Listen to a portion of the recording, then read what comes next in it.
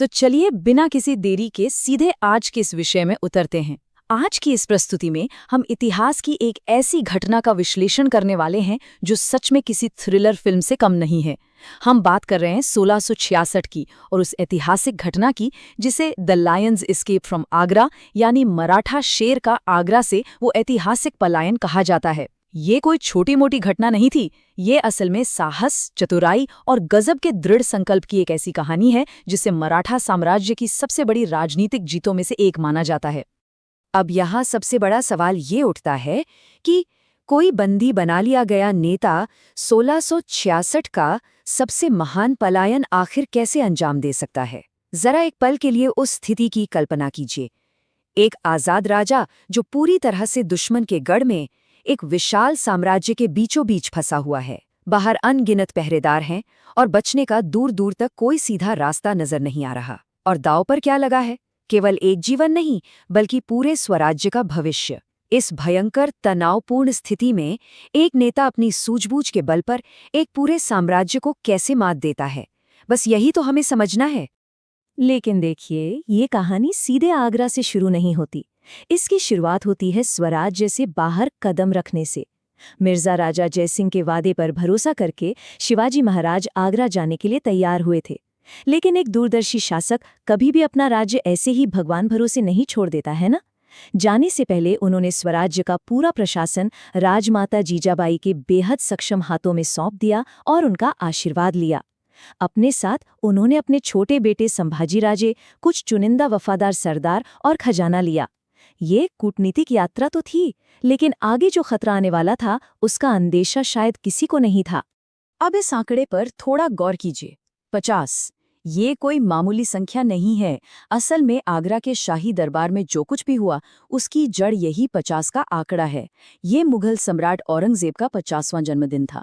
पूरा दरबार भव्य तरीके से सजा हुआ था। सभी सरदार अपनी अपनी हैसियत और पद के हिसाब से कतारों में खड़े थे। उत्सव का माहौल तो था, लेकिन दरबार की इस चकाचौंध के बीच एक ऐसा कूटनीतिक खेल खेला गया जिसने इतिहास की पूरी धारा ही बदल कर रख दी। और वो खेल था दरबार में बैठने की व्यवस्था। और यहीं से शुरू हुआ वो घोर अपमान। शिवाजी महाराज को दरबार में एकदम पिछली कतारों में खड़ा किया गया। और बात सिर्फ पीछे खड़े होने की नहीं थी, सबसे बड़ी बात तो ये थी कि उन्हें जसवंत सिंह राठौड़ के पीछे खड़ा किया गया था। जी हाँ, वही सेनापति जिसे मराठों ने पहले ही युद्ध के मैदान में बुरी तरह से धूल चटाई थी। अब आप ही सोचिए, ये कोई अनजाने में हुई गलती तो हो नहीं सकती है ना। ये एक आज़ाद और स्वाभिमानी राजा को नीचा दिखाने की एक सोची समझी चाल थी। महाराज के स्वाभिमान को गहरी ठेस लगी। गुस्से से उनकी आंखें लाल हो गई और उन्होंने उसी वक्त उस भरे दरबार को छोड़ दिया। अब यहाँ जो बात सबसे दिलचस्प है वो है महाराज का ये विचार, हम महाराष्ट्र के राजा हैं, हमारा सम्मान पहली पंक्ति में है। ये सिर्फ एक लाइन नहीं है, ये उनके स्वाभिमान और अपने लोगों के प्रति उनके फर्ज की एक दहाड़ है। उन्होंने ये बिल्कुल साफ कर दिया कि सामने चाहे दुनिया का सबसे शक्तिशाली सम्राट ही क्यों न खड़ा हो, वो इस बेइज्जती को कतई बर्दाश्त नहीं करेंगे। और उसी पल उन्होंने ये भी तय कर लिया कि भविष्य में वो कभी भी सम्राट का मुख नहीं देखेंगे। खैर, इस बगावत का अंजाम वो ही हुआ जिसका डर था, दगाबाजी यानी घोर धोखा। दरबार से महाराज के जाते ही औरंगजेब ने अपना असली रंग दिखाया। अचानक से शिवाजी महाराज जहां ठहरे हुए थे उस जगह के चारों ओर हथियारों से लैस सैनिकों का कड़ा पहरा लगा दिया गया। वो और उनके बेटे संभाजी राजे पूरी तरह से नजरबंद हो चुके थे। जब महाराज ने वापस महाराष्ट्र लौटने की इजाजत मांगी तो सम्राट ने उसे साफ साफ ठुकरा दिया। अब ये एकदम शीशे की तरह साफ हो चुका था कि वो एक जाल में फंस चुके हैं और सम्राट उन्हें कभी जिंदा वापस नहीं जाने देगा। अब जरा यहाँ स्थिति को दोनों तरफ से देखते हैं। एक तरफ औरंगजेब अपनी ही दुनिया में खुश है। उसे लग रहा है कि उसने मराठा शेर को पिंजरे में कैद कर लिया है, क्योंकि शिवाजी महाराज ने सम्राट से इजाजत लेकर अपने साथ आए बहुत से लोगों को वापस दक्षिण भेज दिया था। औरंगजेब को लगा कि चलो शिवाजी की ताकत अब कम हो गई है, लेकिन हकीकत में महाराज शतरंज के एक माहिर खिलाड़ी की तरह अपना बोर्ड खाली कर रहे थे। उन्हें पता था कि एक गुप्त और तेज पलायन के लिए भारी लाव लश्कर सिर्फ एक रुकावट बनेगा, इसलिए वो जानबूझकर अपना लॉजिस्टिक बोझ कम कर रहे थे। तो बाकी लोगों को वापस भेजने के बाद अब आगरा में बचे कौन? बस गिने चुने कुछ बेहद जरूरी और वफादार लोग, उनके छोटे लेकिन बहुत समझदार बेटे संभाजी राजे और दो ऐसे सेवक जिनकी वफादारी की कोई मिसाल नहीं, हिरोजी फरजंद और मदारी मेहतर। बस यही वो छोटी सी टीम थी। जरा सोचिए, दुनिया के सबसे ताकतवर साम्राज्य की राजधानी से इतने कड़े पहरे के बीच से निकलने का जो मास्टर प्लान बनने वाला था, उससे बस इन्हीं मुट्ठी भर लोगों को अंजाम देना था।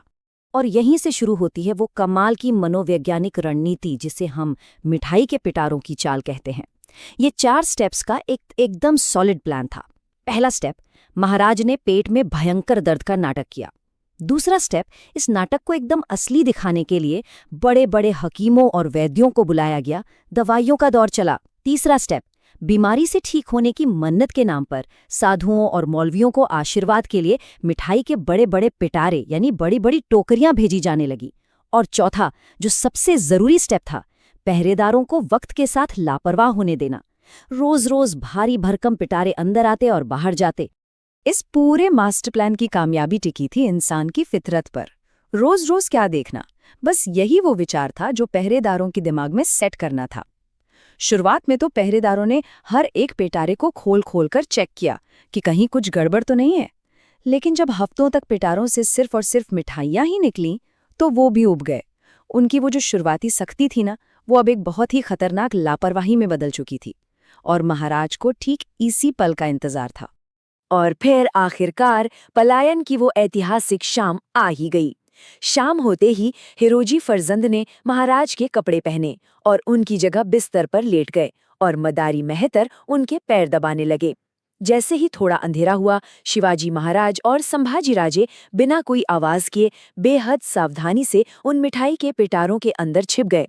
रात होने पर उन पिटारों को बिल्कुल रोज की तरह बाहर ले जाया गया, और वो भी सीधे उन बोर हो चुके पहरेदारों की आंखों के सामने से। पिटारों को सुरक्षित जगह पहुंचाया गया, जहां वफादार सेवक घोड़ों के साथ तैयार खड़े थे। और देर रात मौका देखकर हिरोजी और मदारी भी ये बोलकर वहां से खिसक गए कि वो महाराज के लिए दवा लाने जा रहे हैं। यहाँ हमें एक पल रुककर हिरोजी और मदारी के उस बलिदान के बारे में सोचना चाहिए। मतलब ये कोई छोटी बात नहीं है। उन्होंने अपनी मर्जी से अपनी जान दांव पर लगा दी थी। वो बहुत अच्छी तरह से जानते थे कि जब मुगलों को असलियत का पता चलेगा तो उनका गुस्सा किस पर फूटेगा। लेकिन इसके बावजूद अपने राजा को सुरक्षित भागने के लिए थोड़ा और वक्त मिल सके, इसलिए वो मौत के मुंह में शांत बैठे रहे। ऐसी स्वामी भक्ति और ऐसा साहस सच में रोंगटे खड़े कर देता है। और अगले दिन जब असलियत सामने आई तो बस एक ही चीज देखने लायक थी, बादशाह का क्रोध। जब औरंगजेब को ये खबर मिली कि शिवाजी उसकी नाक के नीचे से निकल गए हैं, तो पूरे दरबार में हड़कंप मच गया। रातों रात गुप्तचरों और तेज तर्रार घुड़सवारों को हर दिशा में दौड़ा दिया गया। लेकिन अब क्या फायदा, अब बहुत देर हो चुकी थी। मराठा शेर हमेशा हमेशा के लिए उनके पिंजरे से आजाद हो चुका था। मुगलों के हाथ सिर्फ और सिर्फ मायूसी लगी। लेकिन रुकिए, कहानी अभी खत्म नहीं हुई है। पिंजरे से निकलना तो सिर्फ आधी जीत थी। आगरा से वापस महाराष्ट्र लौटने का सफर कोई आसान सीधा रास्ता नहीं था। महाराज ने वेश बदलकर ये पूरी यात्रा की। कभी सन्यासी बने तो कभी फकीर। दुश्मनों की चौकियों और जासूसों को चकमा देते हुए वो लगातार आगे बढ़ते रहे। और इस बीच उनका सबसे बड़ा कूटनीतिक फैसला क्या था? उन्होंने युवा संभाजी राजे को अपने साथ उन खतरनाक रास्तों पर ले जाने के बजाय मथुरा में एक बहुत ही सुरक्षित जगह पर छुपा दिया। इससे वो और भी तेजी से अपनी मंजिल की तरफ बढ़ सके। और इस ऐतिहासिक पलायन के ठीक 2 महीने बाद वो सफलता का पल आ ही गया। संभाजी राजे भी पूरी तरह सुरक्षित राजगढ़ पहुंच गए। राजमाता जीजाबाई, जो इतने वक्त से अपने बेटे और पोते की राह देख रही थीं, उन्हें सही सलामत देखकर उनका दिल खुशी से भर गया होगा। आगरा की उस मौत के कुएं से निकलकर वापस स्वराज्य पहुंचने का जो मिशन असंभव लग रहा था, वो अब 100% सफल हो चुका था। तो इस पूरे शानदार घटनाक्रम को करीब से देखने के बाद दिमाग में एक बहुत ही गहरा सवाल आता है। जरा सोचिए, अगर 1666 के उस दिन मराठा शेर आगरा से भागने में कामयाब नहीं होता तो क्या होता? अगर वो मुगलों की कैद में ही रह जाते तो आज आधुनिक भारत के इतिहास का नक्शा कैसा दिखता? शायद स्वराज्य का वो सपना कभी उस रूप में साकार ही नहीं हो पाता जिसे हम आज जानते और मानते हैं। यह सवाल हमें उस कमाल की कूटनीतिक सूझबूझ और अदम्य साहस की अहमियत समझाता है जिसकी आज हमने चर्चा की। और इसी विचार में खोने के लिए आपको छोड़ते हुए हम आज की इस प्रस्तुति को यहीं समाप्त करते हैं।